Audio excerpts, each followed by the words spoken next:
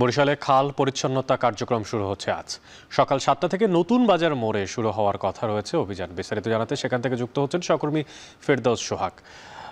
সোহাগ, খাল পরিচ্ছন্নতা অভিযান কি শুরু হয়েছে কিনা, আর কারা এই অভিযান চালাচ্ছে, পরিচালনা করছে? অনেক আপনাকে ধন্যবাদ। আবারও শুরু হচ্ছে খাল পরিচ্ছন্নতা কার্যক্রম। আবারও এই জন্য বলছি যে গত বেশ কয়েক বছর আগে কিন্তু এ ধরনের কার্যক্রম আমরা দেখেছি। তো এটি কিন্তু আকাঙ্ক্ষিত একটি বিষয় এবং সেটি হওয়ার কথা নিয়মিতই, কিন্তু আসলে থেমে থেমে বছরের বিভিন্ন সময় বেশ কয়েক বছর পর পর কিন্তু এই কার্যক্রম আমরা হতে দেখি। বরিশালের নবাগত যিনি জেলা প্রশাসক, তিনি এই কার্যক্রমটি আবার শুরু করতে যাচ্ছেন।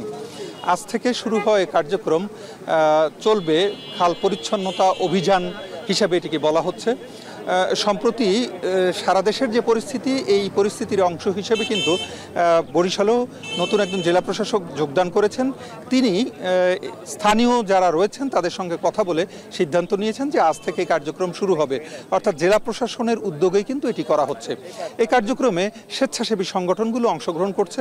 এছাড়া রয়েছে বরিশাল সিটি কর্পোরেশনের বিভিন্ন কর্মীবৃন্দ, এছাড়া রয়েছেন বিভিন্ন স্কুল এবং কলেজের যারা স্টুডেন্ট রয়েছেন, তারা এই কার্যক্রমে অংশগ্রহণ করছেন। আমরা দেখছি এখানে 4 থেকে 5 শতাধিক মানুষ কিন্তু একত্রিত হয়েছেন।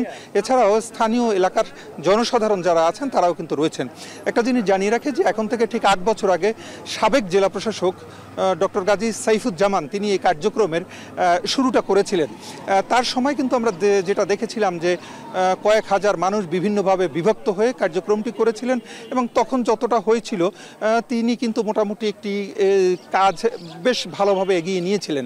এর পরবর্তীতে আমরা যেটা দেখেছি যে বরিশালের সাবেক একজন মেয়র, এর আগেও দেখেছিলাম যে সাবেক মেয়র যিনি বিএনপি থেকে নির্বাচিত হয়েছিলেন, অ্যাডভোকেট মুজিবুর রহমান সরোয়ার, তিনি খাল খনন কর্মসূচি করেছিলেন।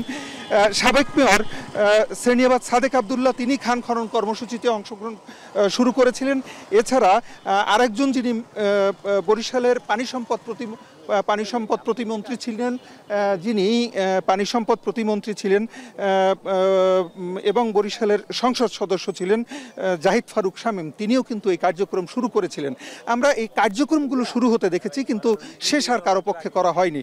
যে কারণে কিন্তু আমরা যেটা দেখি যে বরিশালের যে এই যে খাল, এই খালগুলো কিন্তু 21টার মতো, একসময় 42টির মতো খাল ছিল, সেগুলো কিন্তু ভরাট হয়ে গেছে। এখন কয়েকটির অবয়ব আছে।